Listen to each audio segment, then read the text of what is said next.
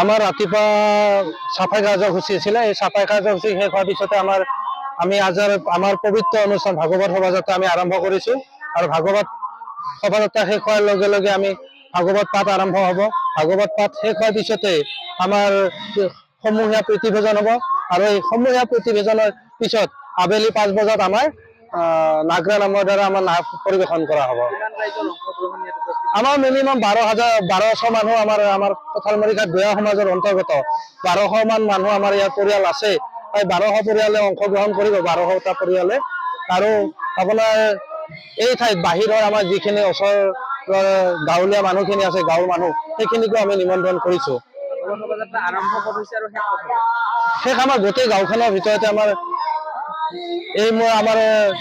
পশ্চিম পিনেৰে আৰম্ভ হৈ আমাৰ দক্ষিণ পিনেৰে আমাৰ শোভাযাত্ৰাটো শেষ হ'ব। আমাৰ ৰাতিপুৱা চাফাই কাৰ্যসূচী আছিলে। এই চাফাই কাৰ্যসূচী শেষ হোৱাৰ পিছতে আমাৰ পবিত্ৰ অনুষ্ঠান ভাগৱত শোভাযাত্ৰা আমি আৰম্ভ কৰিছো। আৰু ভাগৱত শোভাযাত্ৰা শেষ হোৱাৰ লগে লগে আমি ভাগৱত পাঠ আৰম্ভ হ'ব।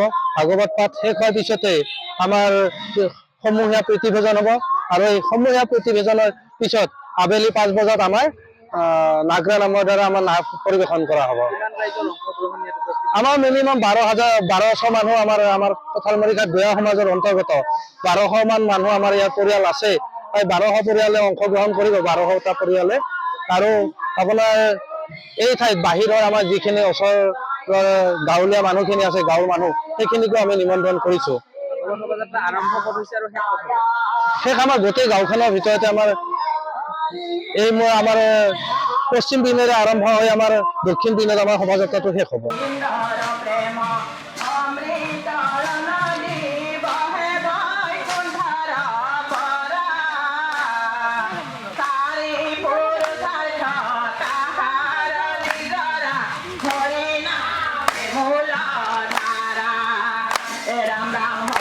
যিকোনো খবৰৰ বাবে যোগাযোগ কৰক 7099017330 লগতে 7099017110 নম্বৰত।